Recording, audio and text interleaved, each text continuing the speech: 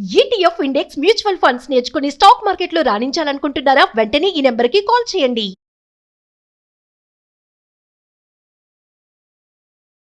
నమస్తే రమ్మగారు. నమస్తే జయ. ఏదైనా ఒక 2 భాగాలున్న కథ చెప్పుకుందామండి. ప్రవరుడి భార్య కథ చెప్పుకుందాం. ఓహ్! రాజుగారి భార్య? ప్రవరుడి భార్యే. సరే రమ్మగారు. పూర్వం అట కాశ్మీర్ దేశంలో ఒక సంపన్న గృహస్థుల ఇంట్లో పుట్టాడు ప్రవరుడు. చాలా డబ్బులున్నాయి వాళ్ళకి. అయితే ఇతనికి ఏంటంటే దేశాటన చేసి దేశం గురించి తెలుసుకోవాలని కోరిక. చక్కగా చదువుకున్నాడు అబ్బాయి.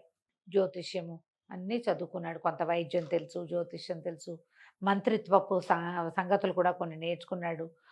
తర్వాత ఏమో మన ఈ రాచరికానికి కావలసిన వ్యవహార రాజకీయం విషయాలు అవన్నీ కూడా అబ్బాయికి బాగా తెలుసు. చక్కగా చదువుకున్నాడు. చదువు అయిపోయిన తర్వాత ఇంకా వివాహము, వ్యాపారము, సెటిల్మెంటు అవి ఆలోచించకుండా కొంతకాలం దేశాటన చేయాలని బాగా ధనము తీసుకుని ఒక చక్కగా మంచి గుర్రాన్ని వేసుకుని ఎన్నో ఊళ్ళు తిరిగాడు. తిరగ్గా ఏమైంది, ఒక నగరానికి సమీపంలో ఉండగా దొంగలు దాడి చేశారు ప్రవరుడి మీద. పెద్ద యుద్ధ విద్యలు వచ్చిన వాడు కాదు, ఏదో పుస్తకాలు చదువువాడు. వాళ్ళు ఇతన్ని కొట్టి ఇతని బట్టల దగ్గర నుంచి అన్నీ తీసేసుకుని ఇతని బట్టలన్నీ వచ్చిన వాళ్ళంతా వేసేసుకుని వాళ్ళ చింకి బట్టలు అక్కడ విప్పి పారేశారు. ఇతను ఒంటి మీద బట్టలు కూడా లేవు, అవి కూడా లాగేసుకున్నారు. మంచి మంచి బట్టలు వేసుకున్నాడని. గుర్రం పట్టుకుపోయారు. డబ్బులు గిబ్బులు ఇతను తెచ్చుకున్నవని మొత్తం పోయినాయి. దిశమూలతో మిగిలాడు. లోపల భాగాల్లో ఉండే బట్టలే తప్పిస్తే ఇంకేం లేదు. దిశమూల అనకూడదు, ఏదో చిన్న అంగాస్త్రంతో మిగిలి ఏం చేస్తాడు, ఆ దొంగలు విడిచిన కుళ్ళుగుడ్డలే ఏవో ఒకటి కట్టుకుని ఇక నడవటం మొదలుపెట్టాడు. అంతకుముందు డబ్బులు ఉండటంతో ఆహారానికి ఎక్కడ లోటు లేదు. సరే ఇక నడిచి ఎట్లాగోట్లా 2 రోజులకి ఒక నగరం చేరాడు. చేరితే ఏదైనా సత్రాలు అవి ఉన్నాయో లేదో తెలీదు. జనాలు ఎవరికైనా నా పరిస్థితి ఇది, దొంగలు నా మీద పడ్డారు, ఇలా దోచేసుకున్నారని చెప్పడానికి సిగ్గుపడ్డాడు. పెద్దింటివాడు కదా. అలాగే ఆలోచించుకుంటూ మెల్లిగా ఆట నడిచి ఒక గుర్రపు శాల వాకిట్లో అరుగు మీద కూర్చున్నాడు. ఆహారం తీసుకుని 2 రోజులైంది. మరి గుర్రపు శాల దగ్గర విశాలంగా ఉంది, గాలిస్తుంది. ఆకలి నిస్త్రాణకి మెల్లిగా సాగోరి నిద్రపోయాడు. పడుకుని నిద్రపోతుంటే ఏమైంది, ఆ నగరానికి రాజుగారు ఒక ఆయన ఉన్నారు, జయసేనుడని. ఆయనకు ఒక కూతురు ఉంది, కాంచనవల్లి. పిల్ల చాలా అందగత్తే, పిల్ల చక్కగా చదువుకుంది. తండ్రి పెళ్లి చేయాలని భావించాడు. ఏవో పెళ్లి సంబంధాలు తెస్తున్నారు కానీ ఈ అమ్మాయికి నేను ఇంత చదువుకున్నాను, దాంతో సంబంధం లేకుండా ఎవరో ఒకళ్ళని చేసుకోవడం ఇష్టం లేదు ఆ పిల్లకి. చదువుకున్న వాడినే పెళ్లి చేసుకోవాలి. ఏదైనా పెళ్లి సంబంధం రాక ఏం చదువుకున్నాడంటే ఏదో కాదు, ఈయనకి అది వచ్చా, పంచకావ్యాలు వచ్చా, అవేవి రావు. ఎట్లా పెళ్లి చేసుకోవడం ఇష్టం లేదు. అందుకని అమ్మాయి ఏమనుకుంది, నా దారి నేను ఇంట్లో నుంచి వెళ్ళిపోయి నా అంత చదువుకున్న వాడిని ఒకడిని చేసుకోవాలి అని భావించి తన స్నేహితుడు అయిన మంత్రి కుమారుడికి ఒక ఉత్తరం రాసింది. నేను ఇంట్లో నుంచి దేశాటానికి వెళ్ళిపోవాలనుకుంటున్నాను, మరి నువ్వు గుర్రపుశాల దగ్గరకు వచ్చి ఉండు, 2 గుర్రాల మీద వెళ్ళిపోదాం. నువ్వు వెళ్ళేటప్పుడు నేను నీకు విషయం చెప్తా. నా కోసం అర్ధరాత్రి 12 గంటలకి గుర్రపుశాల దగ్గర వేచి ఉండు. ఈ మంత్రి కుమారుడు ఈ అమ్మాయి వయసు వాడే, సహాధ్యాయి. వీళ్ళిద్దరూ గురుకులంలో చదువుకున్నారు. ఫ్రెండ్షిప్పే, ఇంకేం వేరే వ్యవహారం లేదు. తనకు తోడు ఉండటం కోసం ఆ అబ్బాయిని పిలిచి సరే ఉత్తరం రాసేసింది. వాడికి ఉత్తరం చేరింది. అతను కూడా వద్దామనుకున్నాడు. కానీ ఏమైందట, ఆ రోజు అంతఃపురంలో అత్యద్భుతమైన ఒక నాట్య ప్రదర్శన ఏర్పాటు చేశారు. ఆవిడ ఎక్కడో మహానుభావురాలు, నాట్యమయూరని పేరున్న ఆవిడ. చాలా గొప్ప నృత్య ప్రదర్శన. మంత్రి గారు వెళ్తూ తప్పనిసరిగా కొడుకుని ఇడుచుకుపోయాడు దానికి. అబ్బాయి వద్దామనుకున్నా రాలేని స్థితి. అయితే ఈ నాట్య ప్రదర్శన ఉండటం వల్ల జనమంతా అక్కడ ఎంగేజ్ అయి ఉన్నారు కాబట్టి రాజకుమార్తె అయిన కాంచనవల్లి పారిపోవడానికి దొరికింది టైము. ఏం చేసింది, కాసేపు కూర్చుని తర్వాత తలకాయ నొప్పిగా ఉంది, కాలు నొప్పిగా ఉంది, కాలు తిమ్మిరెక్కింది, కాళ్ళు కడుక్కోవాలి, ఇలాంటివి ఏవో మాటలు చెప్పి అక్కడి నుంచి వచ్చేసి కొద్దిగా బంగారు నాణ్యాలు తీసుకుంది. ఎక్కువ నగ నాణ్యం ఏం లేదు, కొంచెం మామూలుగా ముసుగు లాంటిది ఏదో వేసేసుకుని గుర్రపు శాల దగ్గరికి వెళ్ళిపోయింది. శాల దగ్గర ఎవరుండాలి, మంత్రి కుమారుడు ఉండాలి. అరుగు మీద పడుకుని నిద్రపోతున్న పొడుగాటి శరీరం ఉన్నవాడిని చూసి వాడే మంత్రి కుమారుడని భావించి తబ తట్టి లేలే, తొందరగా శాలలోకి వెళ్ళి 2 గుర్రాలు తీసుకురా, పారిపోదాం అంది. అర్థం కాల ప్రవరుడికి. నిద్రలో లేచాడు. ఎవరో అమ్మాయి దగదగలాడుతున్నాయి నగలు, బాగా చక్కగా పొడుగ్గా బాగానే కనపడుతోంది, గుర్రాలతే అంటోంది. నిశ్శబ్దంగా లేచెళ్ళి గుర్రపుశాల నుంచి 2 గుర్రాలు తెచ్చాడు. గుర్రం ఎక్కేశాడు. ఆ అమ్మాయి గుర్రం ఎక్కింది. ఇద్దరు స్వారీ చేసుకుంటూ వెళ్ళిపోయారు. బాగుంది. తెల్లవారేదాకా ప్రయాణం చేశారు. ఎటో బాగా తెల్లారిన తర్వాత ఆ అమ్మాయి తెల్లవారితో పాటు ఈ అమ్మాయి కూడా తెల్లబోయింది. వీడెవడో మంత్రికుమారుడు కాదు, కుళ్ళుగుడ్డలు, వీడు గడ్డం పెరిగి దీనావస్థలో ఉన్నట్టున్నాడు. అర్రే వీడితో వచ్చానే, ఇప్పుడు నేనేం చెప్పి వెనక్కి వెళ్ళను? ఏడుపు వచ్చేసింది. వాడేమైపోయాడు? మంత్రికుమారుడు మన ఫ్రెండు, వాడేమో రాలే అసలు. ఇక ఏం చేయాలో తెలియలే. కళ్ళ నీళ్ళు తుడుచుకుంటూ కూర్చుంది. ఇతనికి పిల్ల అందంగా ఉంది తెలిసింది. సరే ఏం చేశాడు? చెట్టు కింద ఆపుకున్నారు. కాసేపు అట్లాగే సోకించింది. ఇంకేం చేయాలో తెలియక ఇతను చెట్టు ఎక్కి 2 పళ్ళు దోముకునేందుకు 2 పుల్లలు విరిచి ఓ పుల్ల తెచ్చి అమ్మాయి ముందు పడేశాడు. పళ్ళు దోముకుంది. అక్కడ ఏదో చిన్న నది లాంటిది, మొహం కడుక్కున్నారు, మొహాలు కడుక్కుని 2 అడుగులు ముందుకెళ్ళారు. అక్కడి నుంచి మరి బయలుదేరి వెళ్ళాలి. ఆ నది బల్లకట్టు దాటడానికి ఒక అవకాశం ఉన్న ప్రాంతానికి చేరారు. చేరితే ఏమైంది? బల్లకట్టు మీద ప్రయాణం చేయాలి. ఇంతలో ఆ బల్లకట్టు దగ్గర ఒక ముసలావిడ, బల్లకట్టు నడుపుతాడు కదా, పంటో ఏదో అంటారు, పంటు దాని పేరు. ఈ ఒక ప్రవాహానికి ఇటు నుంచి అటు మార్చేదమా వెళ్తుందనమాట. దాంట్లో మన వాహనాలు కూడా ఎక్కించవచ్చు. ఈ గోదావరి జిల్లాలో ఉండే వాళ్ళకి ఈ పంట సంగతి తెలుస్తుంది. అదేమిటో పంటు అంటారు, అదేమిటో ఎఫ్ఓపిఓ నాకు తెలీదు. ఓకే.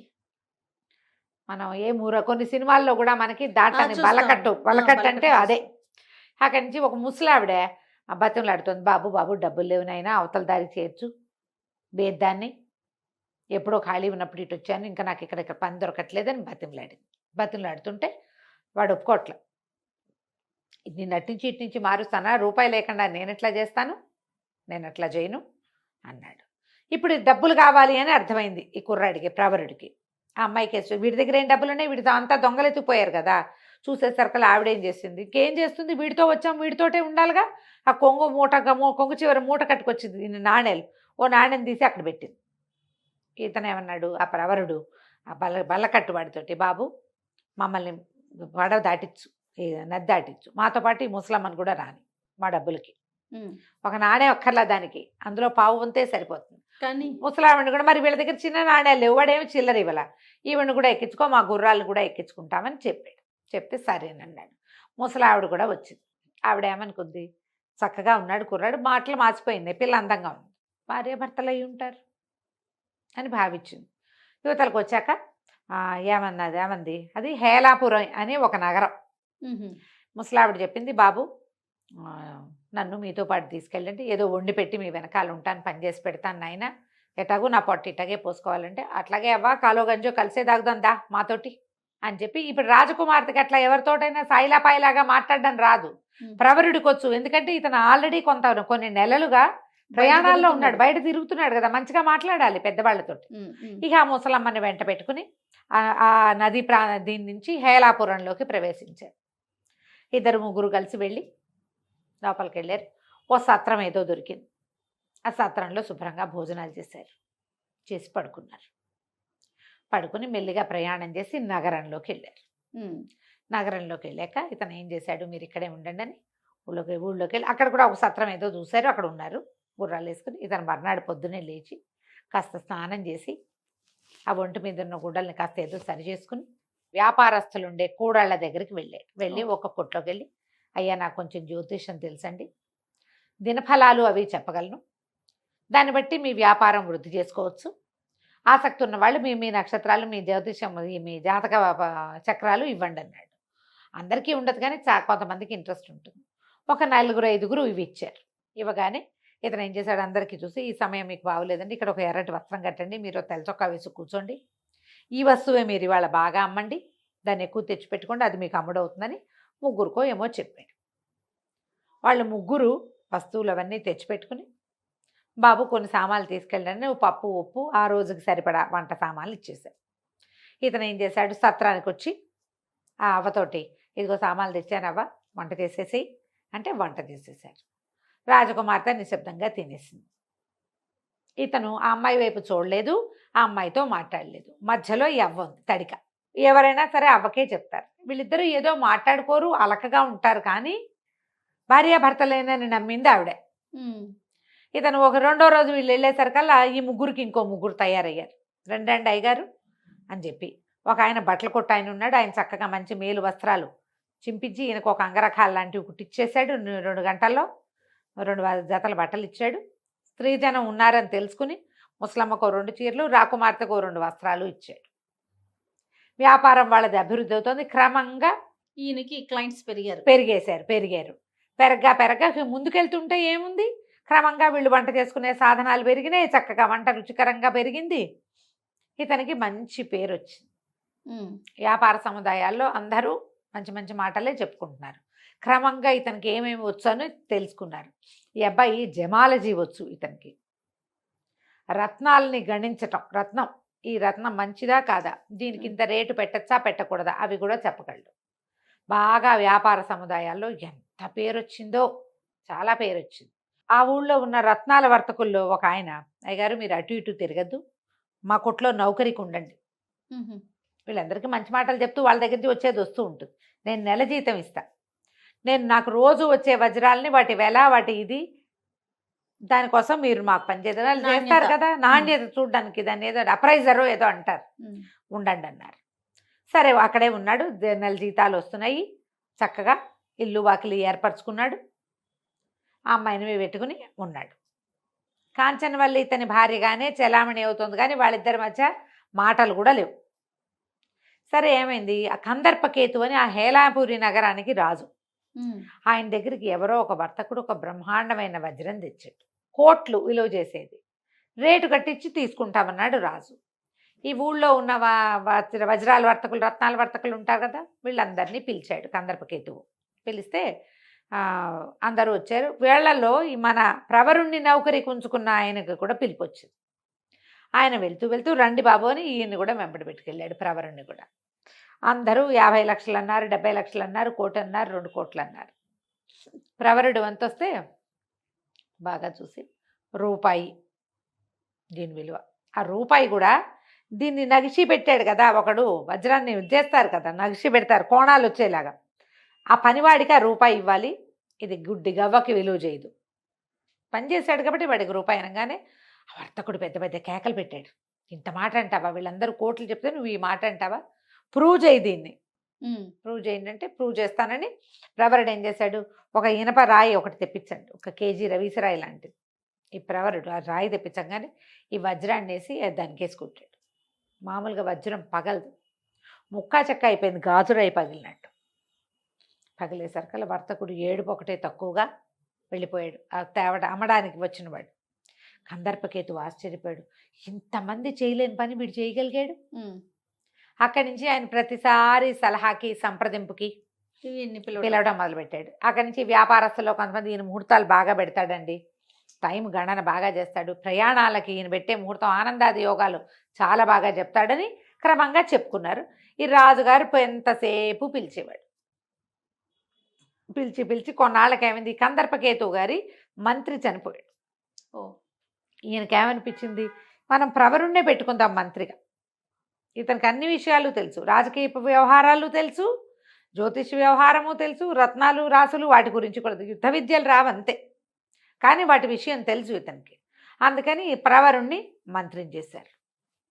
మంత్రి అయ్యాక అప్పుడు ప్రవరుడి కుటుంబం గురించి అందరికీ ప్రశ్న వచ్చింది, ఎవరు ఏమిటి ఏంటి సంగతి అని. అయితే ఈ ప్రవరుడిట్లో ఒక చాకలమ్మాయి బట్టలు ఉతికేది. ఆవిడే రాణిగారి అంతఃపురం, అమ్మాయే రాణిగారి అంతఃపురానికి కూడా వచ్చేది. దాని ద్వారా మంత్రి గారు ప్రవరుడి భార్య మహాద్భుత సౌందర్యవతని ప్రచారంలోకి వచ్చింది.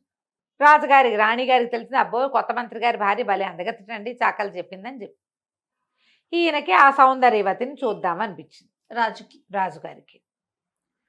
ఇక చూద్దామనిపించాక రాజుగారు చూశాక ఏం జరిగిందో మనం వచ్చే భాగంలో తెలుసుకుందాం. తప్పకుండా అండి. నమస్తే. నమస్తే.